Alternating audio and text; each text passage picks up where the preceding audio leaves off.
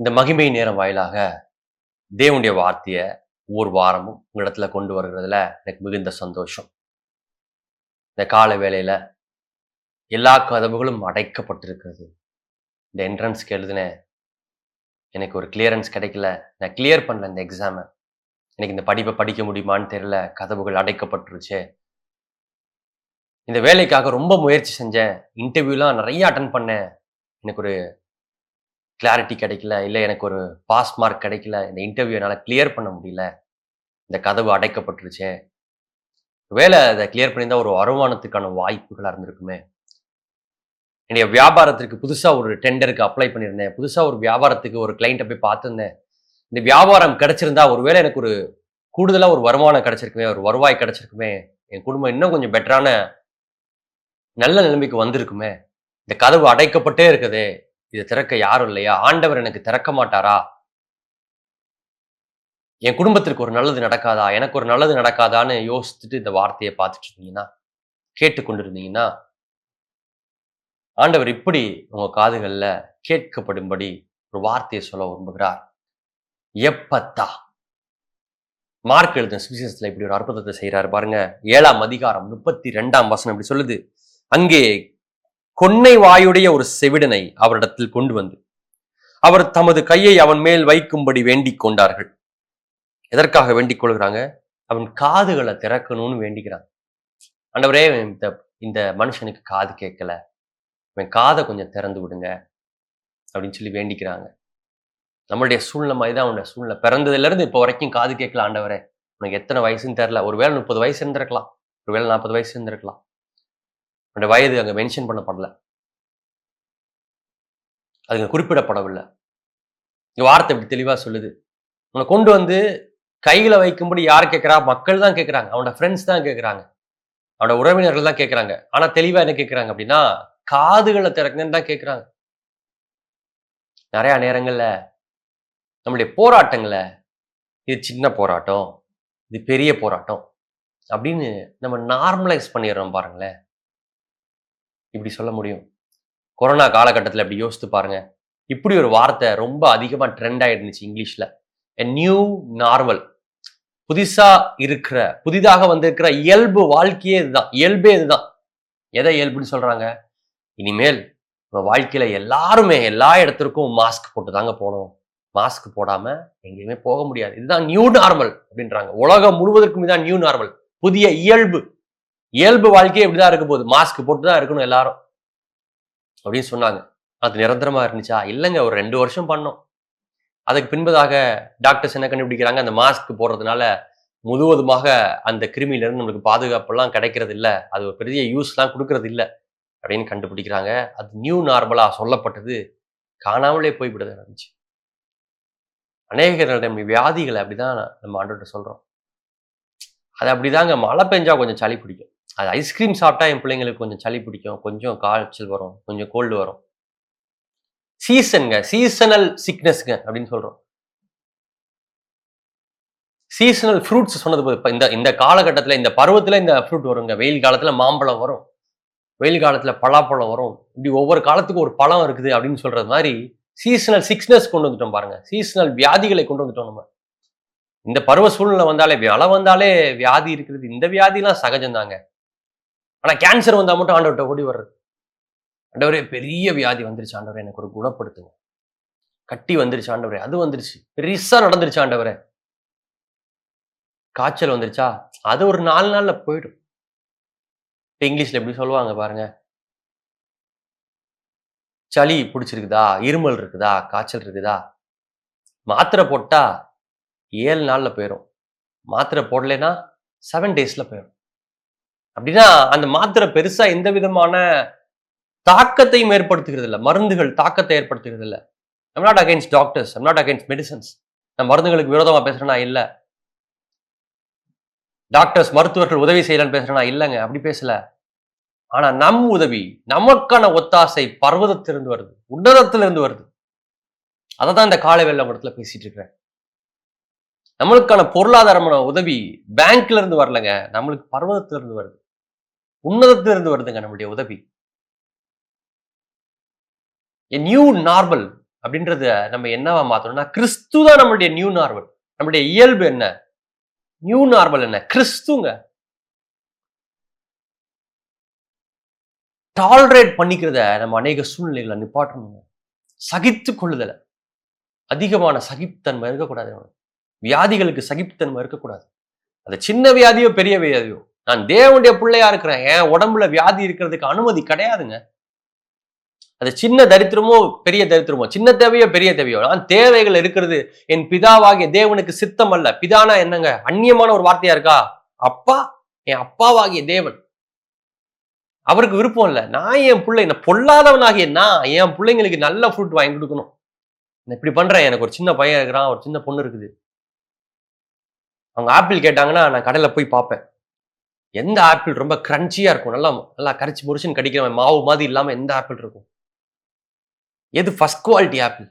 எது அந்த first quality ஆப்பிள்ல எங்கேயும் அடிபடாம இருக்குதா? கெட்டு போகாம இருக்குதா? எனக்கு தெரிஞ்ச வகையில மெழுகு போடாம இருக்குதா? இப்படி எல்லா செக்கையும் பண்ணி பார்ப்பேன். வார்த்தை எப்படி சொல்லுது? மிகவும் பொல்லாதவர்களாகிய நீங்கள் உங்கள் பிள்ளைகளுக்கு நல்ல ஈவுகளை கொடுக்க அறிந்திருக்கும் பொழுது, உங்கள் பரம தகப்பனாகிய தேவன், உங்க அப்பாவாகிய தேவன், உங்க எல்லாருக்கும் ஒரே அப்பாவா இருக்கக்கூடிய தேவன் உங்களுக்கு நல்ல ஈவுகளை, ஈவுகளை என்னங்க? கிஃப்ட். ஆண்டவர்கிட்ட போய், ஆண்டவரே எனக்கு பசிக்குது, ஒரு ஆப்பிள் வேணும்னு கேட்கிறேன்னா, நான் எப்படி என் பிள்ளைங்களுக்காண்டி போய் தேடுறனோ அதை விட 100 மடங்கு அதிகமான எஃபர்ட்டை போடுவார் அவர். நான் ஒருவேளை என் பிள்ளைங்க கேட்கறாங்கன்னு 1 கிலோ ஆப்பிள் வாங்கி கொடுப்பனா இருக்கும். நான் பரம தகப்பன, எல்லாருக்கும் அப்பாவா இருக்கிற தேவனை பத்தி என்ன சொல்லுது? அவர் ஆப்பிள் தோட்டத்தை அனுப்புவார்பா, அவனுக்கு ஒரு ட்ரக்கையே அனுப்புவார். ஏன்னா அவருடைய பாசம் அவ்வளவு பெரிதானதா இருக்குது, அவருடைய அன்பு அவ்வளவு பெரிதானதா இருக்குது. ஆனா மனிதர்களுக்கு அது தெரியாது பாருங்க. சுற்றி இருக்கவங்களுக்கு காது கேட்காது மிகப்பெரிய பிரச்சனைங்க. கொன்ன வாயினா கொஞ்சம் திக்கி திக்கி பேசுவான், பட் பேசுறான்ல, அது இருந்துட்டு போட்டோம். காதை சுகமாக்குங்க, காதை கொஞ்சம் சுகமாக்கிடுங்க. What is our new normal? எதுங்க நம்மளுடைய புதிய இயல்பு? கிறிஸ்து நம்மளுடைய புதிய இயல்பு. அப்படின்னா எப்படி புரிஞ்சுக்கிறது? கிறிஸ்துவோட கூட நான் சிலுவையில் அறையப்பட்டேன். பவுல் இப்படி எழுதுறார். அவரோட கூட உயிர் தெழுந்தும் இருக்கிறேன். இனி வாழ்வது நான் அல்ல, கிறிஸ்துவே என்னுள் ஜீவிக்கிறார். அப்ப சின்ன காய்ச்சல் வருதா, நீங்க கண்ணாடி முன்னாடி என்ன கேட்டுக்கணும்? நான் கிறிஸ்துவா இருக்கிறேன். கிறிஸ்துக்குள்ள எப்படி காய்ச்சல் இருக்க முடியும்? காய்ச்சலை வெளியே போ. சின்ன தேவைதாங்க, ஃபீஸ் கட்டவே முடியல, அது ஒன்றும் பிரச்சனை இல்லைங்க. இல்ல இன்னைக்கு சாப்பிட்றதுக்கு மட்டும் தான் காசு இல்லை, மாச கடைசி அப்படிதான் இருக்கும். இல்ல, நான் கிறிஸ்துவா இருக்கிறேன். கிறிஸ்து எப்படி தேவையில இருக்க முடியும்? கிறிஸ்து ஒரு நாளும் தேவைகள் இருந்தது இல்லை. கிறிஸ்து எங்கேயும் கையேந்தி பிச்சை எடுத்து பார்த்தது இல்லையே. எனக்கு சாப்பாடு கொண்டு வந்து கொடுங்கன்னு கேட்டதே இல்லையே. அவருக்கு தேடி கொண்டு வந்து கொடுக்கப்பட்டுச்சு. அவரை தேடி என் வீட்டுக்கு சாப்பிட வாங்கன்னு கூப்பிட்டாங்க மிகப்பெரிய பணக்காரர்கள். அவர் உங்களுக்குள்ளாக இல்ல உங்கள் மூலமாக சரீரத்துல வாழ்றாருன்னா உங்களையும் மக்கள் தேடி வரணுமே, என்னையும் மக்கள் தேடி வரணுமே. அதுதான் நியூ நார்மல், அதுதான் கிறிஸ்துவா இருக்கிறது, அதுதான் கிறிஸ்துவா வாழ்றது. வியாதி இல்லாத சரீரம், பலவீனம் இல்லாத சரீரம், பொருளாதார நெருக்கடி இல்லாத வாழ்க்கை, அதுதான் புதிய நார்மல். Stop tolerating நான்சென்சஸ். வியாதி என்கிற பேர்ல, தேவை என்கிற பேர்ல, தரித்திரம் என்கிற பேர்ல நான்சென்ஸை டாலரேட் பண்றதை ஸ்டாப் பண்ணணும். தேவ ஜனமா கேட்டான். தேவன் நமக்கு அப்படிப்பட்ட கிறிஸ்துவா இருக்கிறதுக்கு நம்ம அழைக்கவில்லை. உலகத்துக்கு ஆசீர்வாதமா இருக்கணும் பாடுறாரு. உலகத்துக்கு நீ வெளிச்சமா இருக்கணும் அப்படின்றாரு. உலகத்துக்கு எப்படிங்க வெளிச்சமா இருக்கிறதுக்கு? உலகத்துக்கு வெளிச்சமா இருக்கணும்னா நிறைய பணம் வேணும். உலகத்துக்கு உப்பா இருக்கணும்பா. எப்படி சுவை மிகுந்தா இருக்குது? என் கூட பழகினாதான் உங்களுக்கு தெரியும். நான் இங்க ஏதோ சென்னையிலயோ இல்ல தமிழ்நாட்டோட மூல முடுக்கல உட்காந்துட்டு எப்படி உலகத்துக்கு முழுவதும் என்னுடைய உப்பை காட்டுறது? த்ரூ மீடியா, உங்களுடைய சோசியல் மீடியா மூலமா. இதுக்கெல்லாம் ஒரு டெக்னாலஜி வேணும், இதுக்கெல்லாம் ஒரு அறிவு வேணும், இதுக்கெல்லாம் ஒரு பொருளாதாரம் வேணும். கிறிஸ்துவுக்கு எங்கிருந்து பொருளாதாரம் கிடைத்தது? கிறிஸ்து என்பதனாலேயே கிடைத்தது. அப்புறம் நான்சென்ஸை டாலரேட் பண்ணிக்கல. தேவகுமாரன் அப்படி சொல்றாரு, வரி கட்டலன்னு சொல்றாங்க அப்படின்னு பேதுரு கேட்கிறாரு. கடல்ல போய் தூண்டில் போடுப்பா, ஒரு மீனை பிடி, அந்த மீனோட வாயில வெள்ளிக்காசு இருக்கும். உனக்கும் வரி கட்டிரு, எனக்கும் வரி கட்டிரு. நாளைக்கு நம்மளை யாரும் குத்தம் சொல்லிடக்கூடாது இன்கம் டாக்ஸ் கட்டலன்னு.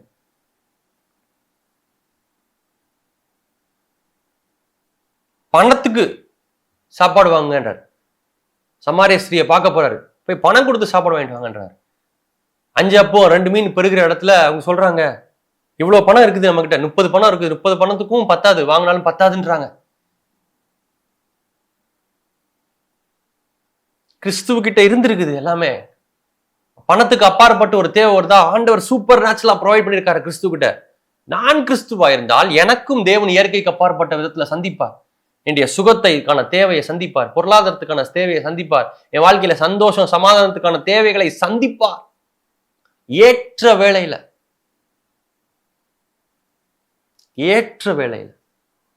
அவர் சந்திப்பார். அதுக்கு என்ன பண்ணணும்? நியூ நார்மல் தாங்க, மாச கடைசியானா இப்படிதான் இருக்கும் அப்படின்னு ஏற்றுக்கொள்ளக்கூடாது. இந்த சின்ன வியாதி தானே, இது இப்படிதான் இருக்கும், டயபெட்டிஸ் அப்படிதாங்க, ஒரு தடவை வந்துட்டா போகாதுங்க, வாழ்க்கை ஃபுல்லா மெடிசன் சாப்பிடுங்க, ஏற்றுக்கொள்ளாதீங்க. நான் கிறிஸ்துவின் பிள்ளை. ஒருவேளை எனக்கு விரோதமாக வந்திருக்கலாம், சத்துரு வந்திருக்கலாம், வியாதி வந்திருக்கலாம், நான் மருந்து எடுக்கிறவனா இருக்கலாம், காலையில நைட்டு மருந்து எடுக்கிறதா இருக்கலாம், அதுக்கு எத்தனை முறை மருந்து எடுக்கணும்னு எனக்கு தெரியல பாருங்க. ஒருவேளை டயபிட்டிஸ்க்கு 3 வேளையும் மாத்திரை சாப்பிடணுமா, எடுக்கலாமா இருக்கும். நம்பிக்கை மாத்திரையை பற்றினதல்ல, நம்பிக்கை கிறிஸ்துவை பற்றினதா இருக்கணும். மாத்திரை சாப்பிட்டு உங்களால விசுவாசிக்க முடியுமே, டாக்டரை போய் பார்த்துக்கிட்டும் தேவனை விசுவாசிக்க முடியும். ஏன்னா வார்த்தை விதமாய் சொல்லுகிறது, அதுதான் சத்தியமா இருக்குது, அதுதான் நிஜமா இருக்குது. எது நிஜமா இருக்குது? அவருடைய தழும்புகள்னால மட்டும்தான் நான் குணமாகிறேன். பாராசிட்டமால்னால நான் குணமாகல, சர்ஜரினால நான் குணமாகல, நான் தழும்புகள்னால குணமாகிறேன். ஒருவேளை அது உதவி செய்கிறதா இருக்கலாம், டாக்டர் எனக்கு உதவி செய்யலாம், பாராசிட்டமாலை கொடுத்து எனக்கு உதவி செய்யலாம், என் வலியை மறக்கடிக்கிறதுக்கு உதவி செய்யலாம். ஆனால் என் சுகம், என்னுடைய சுக வாழ்வு, என்னுடைய பொருளாதாரம் சந்திக்கப்படுறது பேங்க்னால வரல, வியாபாரத்தினால வரல, என் வேலையினால வரல, இன்கிரிமெண்ட்னால வரல, ப்ரமோஷனால வரல, அது உன்னதத்திலிருந்து மட்டுமே வருகிறது. தேவனை சார்ந்தே நான் வாழ்கிறேன், தேவனிடத்துல முழு டிபெண்டா இருக்கிறேன், அவரை தான் சார்ந்திருக்கிறேன். அவரை எல்லாமல் என்னால் ஒன்றும் செய்யக்கூடாது. இந்த சத்தியத்தை அடிக்கடி நினைப்பூட்டி கொள்ளணும் பாருங்க. நம்ம உடனே இயேசு கிறிஸ்து என்ன தெரியுமா பண்றாரு? ஒரு பெரிய கூட்டத்துக்குள்ள இருக்கிறான், செவிட தலையில கை வைங்க, என்ன சொல்றாங்க, மேல கை வைங்க, ஜெபம் கை வச்சு உன்னை சுகமாக்கி விடுங்க ஆண்டவரேன்னு சொல்றாங்க. ஏன்னா அவங்க ஆல்ரெடி இதை பார்த்துருக்காங்க, கை வச்சு அவர் சுகமாக்குறத. இயேசு கிறிஸ்து என்ன சொல்றாருன்னா, வாப்பா கொஞ்சம் தனியா போனா அவனை கூப்பிட்டு போறாரு. நீங்க அந்த செவிடனுடைய, நான் அந்த செவிடனுடைய நிலைமையில இருந்தா என்ன யோசிச்சிருப்போம்? நம்ம காது கேளாதவருடைய நிலைமையில இருந்தா என்ன யோசிச்சிருப்போம்? பிறவியில இருந்து காது கேட்காதுங்க. நான் பெரிய கூட்டத்துக்குள்ள இறைச்சலுக்குள்ள நின்னா என்ன, தனியா அமைதியான இடத்துக்கு வந்தா என்ன, எனக்கு எல்லாம் ஒண்ணுதான். என்ன எதுக்கு தனியா கூட்டு போனோம்? இதுவரைக்கும் கூட்டத்துல அவரு சுகமளிக்காம இல்லையே, நிறைய பேருக்கு அப்படி சுகம் பண்ணிருக்காரு. பெரும்பாடுள்ள ஸ்திரீக்கு சுகத்தை கொடுத்திருக்காரு, கண்ணு தெரியாத ஆளுக்கு கண்ணை சுகமாக்கிருக்காரு. எல்லாருக்கும் கூட்டத்துக்கு மத்தியில தான் சுகம் கொடுக்குறீங்க, என்ன மட்டும் ஏன் தனியா கூட்டு போறாரு? ஒருவேளை எனக்கு காது கேட்காதனால கொஞ்சம் கொஞ்சமா கேட்குமோ என் காது, தனியா கூட்டு போயிட்டு இப்ப பேசுறது கேக்குதாப்பா, இப்ப பேசுறது கேக்குதாப்பான்னு கேட்பாரா ஹீலிங் பண்ற மாதிரி? நான் வார்த்தை அப்படி சொல்லலையே. அவர் இன்ஸ்டன்டா கைகளை வைத்த உடனேயே சுகமாகிறது தானே வார்த்தை பேசிருக்கு. இது வரைக்கும் அப்படிதானே சுகத்தெல்லாம் அளிச்சிருக்கிறாரு அப்படின்னு ஒரு குழப்பத்தோட அவன் போயிருந்திருக்கலாம். அவர் தெளிவா 2 காரியங்களை பண்றதா வேதம் ரெஜிஸ்டர் பண்ணுது. மார்க் எழுதின சுவிசேஷம் 7ஆம் அதிகாரம் 33வது வசனம். தம்முடைய விரல்களை அவன் காதுகளில் வைத்து, அதுக்கப்புறம் விரல்களை திருப்பி எடுத்துட்டாரு, உமிழ்ந்து, எங்க உமிழ்ந்து? விரல்கள்ல உமிழ்ந்து, அவனுடைய நாவை தொட்டு. 2 காரியங்களை செய்யறாரு. ஒண்ணு காதை அடைக்கிறாரு, இன்னொன்னு நாவை தொடுறாரு. அவனுக்கு இருக்கக்கூடிய பிரச்சனை ரொம்ப பெக்யூலியரான, ரொம்ப வித்தியாசமான பிரச்சனை. காதை திறக்கணும், இங்க வாய்களை திறக்கணும். 2 விதமான பிரச்சனை இருக்குது. ஆனா விரலை வச்சு காதை அடைக்கிறப்போ அவனுடைய சூழ்நிலை யோசிச்சு பாருங்க. இப்படி யோசிச்சிருக்கலாம், பிறவில இருந்து காது கேட்கலங்க, காதை திறக்கிறதுக்கு தான் அவங்க கிட்ட கொண்டு வந்திருக்காங்க. நீங்க திருப்பி மூடுறீங்களே விரலை வச்சு, உங்க விரலை வச்சு மூடுறீங்களே, நீங்க எதுவுமே மூடல, விரலை வச்சு மூடலனால எனக்கு ஒண்ணுமே கேட்காதே, விரலை வச்சு என் காதை ஏன் மூடுறீங்க அப்படின்னா, உங்களுக்கும் எனக்கும் மிகப்பெரிய பிரேக் த்ரூக்கு, மிகப்பெரிய ஆண்டவருடைய ஆசீர்வாதத்தை பார்க்கிறதுக்கு தடையா இருக்கிறது, சுகத்தை பார்க்கிறதுக்கு தடையா எதிர்மா இருக்குது நம்ம கேட்டுக்கொண்டிருக்கிற செய்திகள். இப்படி என் குடும்பத்தில் நடந்துச்சு. என் சொந்தக்காரங்க இப்படி ஒரு சொல்றாங்க, கொரோனா காலகட்டமா இருக்குது, 2 வேக்சின் போடணும்னு சொல்லிட்டு இருந்தாங்க. I am not wrong. ஒரு வேக்சின் போட்டு அதுக்கப்புறம் இத்தனை நாள் கேப்ல இன்னொரு வேக்சின் போடணும், அப்பதான் நீங்க பாதுகாப்பா இருப்பீங்கன்னு கவர்மெண்ட் சொல்லுது. உலகத்துல இருக்க எல்லா கவர்மெண்ட்டும் அதை நம்பணும். ஆனா இப்ப அப்படி இல்லைன்னு சொல்றாங்க. அந்த வேக்சினால பாதுகாப்பாக இல்லைன்னு சொல்கிறாங்க. சரி இருக்கட்டும், இந்த கதைக்கு வருவோம். முதல் வேக்சின் போட்டாச்சு, 2வது வேக்சின் போட்டாங்க என் உறவின் முறை. நான் போடலை. முதல் வேக்சினும் போடல, 2வது வேக்சினும் போடல. எனக்கு உடனே ஃபோன் வருது. போடுங்க போடுங்க போடுங்க போடுங்கன்னு சொல்கிறாங்க. இதுக்கு இடைப்பட்ட காலையில் பூஸ்டர் வேக்சின் அப்படின்னு ஒன்று சொல்கிறாங்க. நீங்கள் முதல் வேக்சின் போட்டிருந்தாலும் 2வது வேக்சின் போட்டிருந்தாலும் அது உனக்கு பாதுகாப்பு கொடுக்கும், கரெக்டு தான். அதை விட இன்னும் அதிகமான எக்ஸ்ட்ரா பாதுகாப்பு வேணும்னா நீ பூஸ்டர் வேக்சின் போட்டுக்கோ அப்படின்லாம் சொல்கிறாங்க. இந்த உறவினர் என்ன பண்ணுறாங்கன்னா நேராக போய் அந்த பூஸ்டர் வேக்சினையும் போட்டுட்டாங்க. எப்படிப்பட்டதான பயத்துக்குள்ளேயும் திகிழ்க்குள்ளேயும் தேவ ஜனம் மாட்டி இருக்குதுன்னு பாருங்களேன். நம் பாதுகாப்பு எதை சார்ந்து இருக்கிறது? தேவனை சார்ந்து இருக்கிறது. எதனால அவங்க அப்படி செஞ்சாங்க? ஏன்னா இரவு பகலும் நியூஸை கேட்டுட்டே இருக்கிறாங்க. நியூஸ் சேனலை உட்காந்து நியூஸ் பேப்பர் உட்காந்து படிச்சுக்கிட்டே இருக்கிறது. இந்த வியாதி எவ்வளவு கொடூரமானது, இந்த நோய் எவ்வளவு தீவிரத்தன்மை உடையது, இத்தனை மருந்து போடணும், இத்தனை இன்ஜெக்ஷன் போடணும், இத்தனை மாத்திரைகள் எடுக்கணும், அப்பதான் சுகமாகும்னு மருத்துவர்களோ இல்ல செய்தித்தாள்களோ சொல்லுகிறத திரும்ப திரும்ப திரும்ப திரும்ப கேட்டுக்கொண்டே இருக்குது. நான் இயேசு முதல் தடவை என்ன பண்றேன் அப்படின்னா, முதல்ல உன் காதை பொத்தணும்பா, உன் காதை அடைக்கணும், உள்ள போற இன்ஃபர்மேஷனை ஃபர்ஸ்ட் ஸ்டாப் பண்ணணும். உலகம் பேசுகிற இன்ஃபர்மேஷனுக்கு முதல்ல உன் விரல்களை வச்சு என் விரல்களை வச்சு உன் காதை அடைக்கிறேன். நான் மட்டும் பேசுறதை கேட்கிற மாதிரியான பிரைவேட் ஸ்பாட்டுக்கு உன்னை கூட்டு போறேன், தனிப்பட்ட இடத்துக்கு உன்னை கூட்டு போறேன். தேவ சத்தம் கேட்கறது ரொம்ப முக்கியங்க. தனியா போங்க, ஆண்டவர்கிட்ட உட்காருங்க, ஆண்டவர்கிட்ட ஜெபம் பண்ணுங்க. இப்படி ஒன்று இருக்குதுன்னு சொல்றாங்க ஆண்டவரை, இந்த மாதிரி ஒரு வியாதின்னு சொல்றாங்க, இந்த மாதிரி ஒரு பொருளாதார நெருக்கடின்னு சொல்றாங்க, எனக்கு வழி இருக்கிற மாதிரி தெரியல, எனக்கு ஒரு பாதை இருக்கிற மாதிரி தெரியல, எனக்கு ஒரு ஹோப் இருக்கிற மாதிரி, சொல்யூஷன் இருக்கிற மாதிரி தெரியல ஆண்டவரை, நான் என்ன செய்யட்டும்? நான் உலகத்துக்கு என் காதுகளை அடைக்கிறேன், நீங்க பேசுங்க, நான் இங்க சொல்றதை நான் கேட்கிறேன்னப்போ ஆண்டவர் மெல்லிய குரல்ல என்ன தெரியுமா சொல்வாரு? உங்களுக்கு சமாதானம், உங்கள் இருதயம் கலங்காதிருப்பதாக, இப்படி சொல்லுவார்.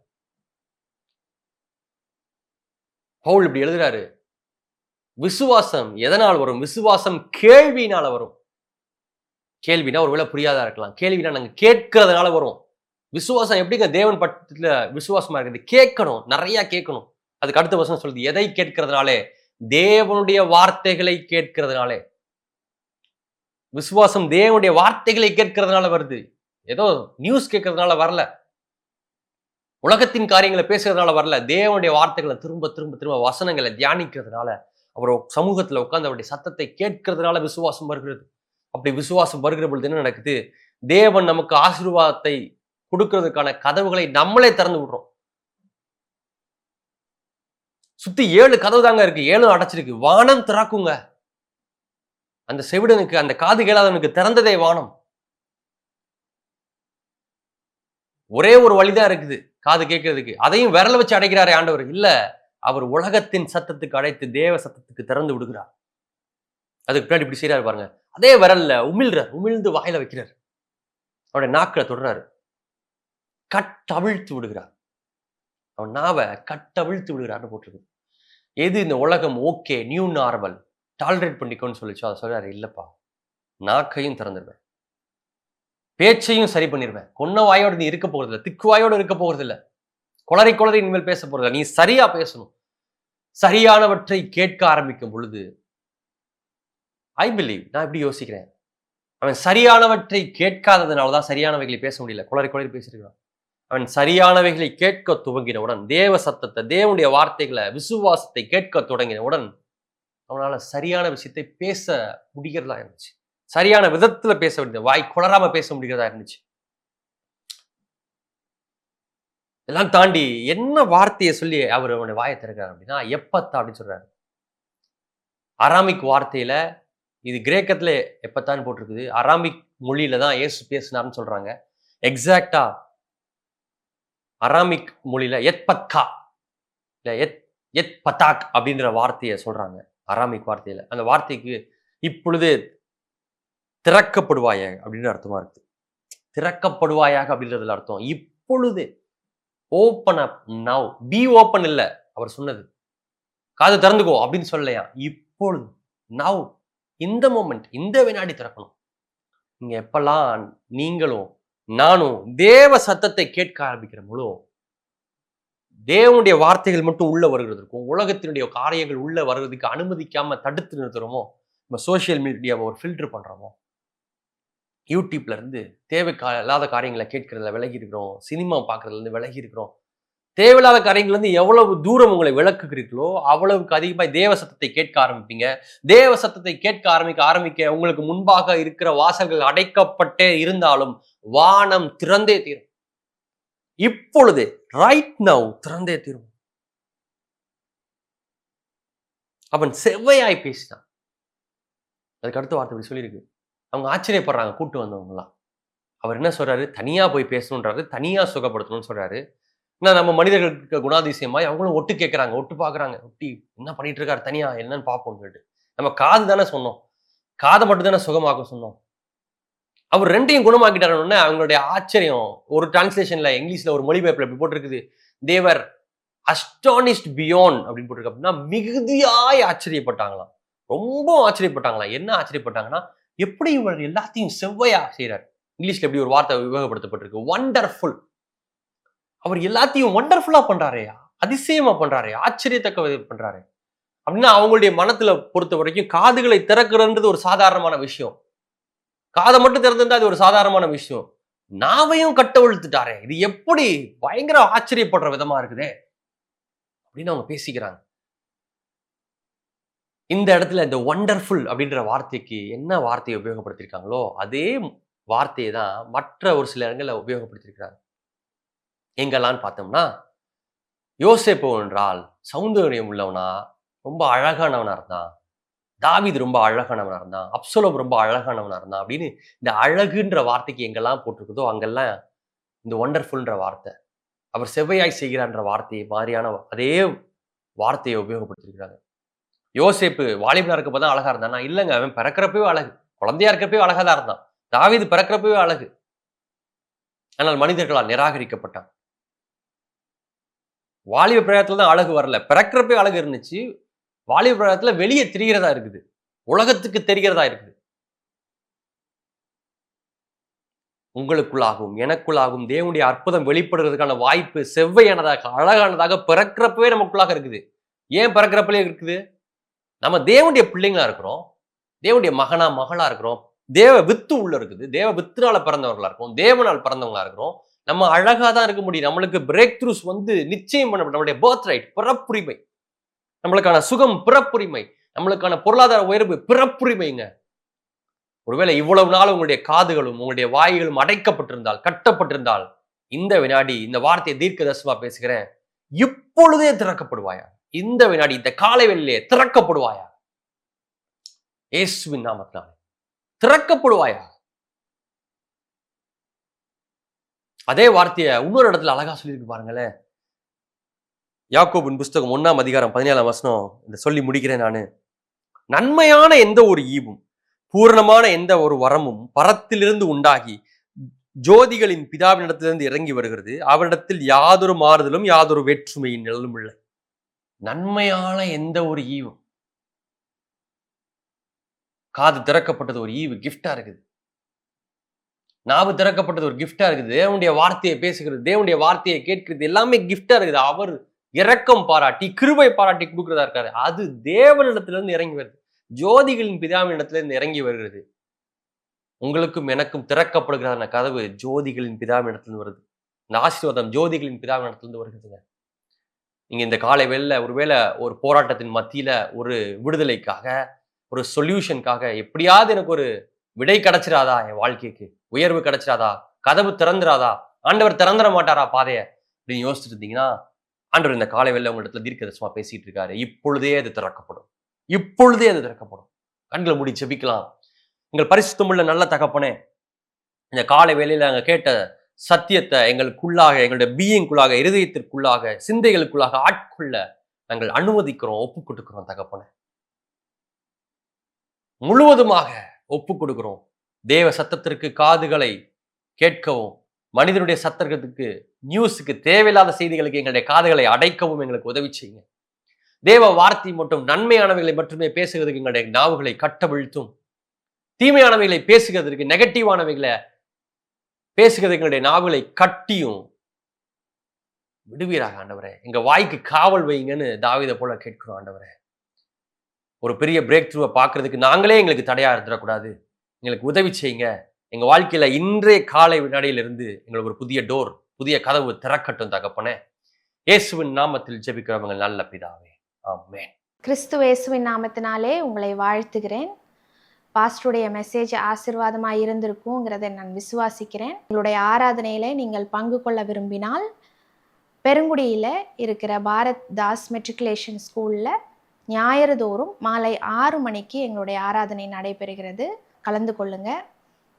நீங்கள் சென்னையில் இல்லை, வெளியூரில் இருக்கிறீங்கிற பட்சத்தில் எங்களோட ஆராதனையில் பங்கு கொள்ள விரும்பினால் சனிக்கிழமை தோறும் காலை 5:30 மணி முதல் 6:30 மணி வரை ஆன்லைன் ஆராதனை நாங்கள் நடத்துகிறோம். அதில் நீங்கள் பங்கு பெறலாம். அதற்கான டீட்டெயில்ஸ்க்கு திரையிலே தெரிகிற தொலைபேசி எண்ணுக்கு நீங்கள் அழைத்து டீட்டெயில்ஸ் லிங்க்கையும் பாஸ்வேர்டையும் எங்ககிட்டேருந்து பெற்றுக்கொள்ளுங்க. ஜாயின் பண்ணுங்கள். உங்களுக்கு ஆசீர்வாதமாக இருக்கும். எங்களுடைய ஊழியத்தை தாங்க விரும்பினால் அதே தொலைபேசி எண்ணுக்கு தொடர்பு கொண்டு அதுக்கான டீட்டெயில்ஸை பெற்றுக்கொள்ளலாம். God bless you. House of glory church, மகிமையின் வீடு திருச்சபை. எங்களுடைய திருச்சபையின் ஆராதனை நேரம் ஞாயிறு மாலை 6 மணி முதல் 8 மணி வரை. எங்களுடைய விலாசம் Bharat Das matriculation higher secondary school, Perungudi, OMR road, near world trade centre, 600096. உங்கள் ஜெப உதவிக்கு எங்களுடைய இமெயில் விலாசம் christcafterministries@gmail.com. மொபைல் எண்கள் 8056575849 மற்றும் 8124625313.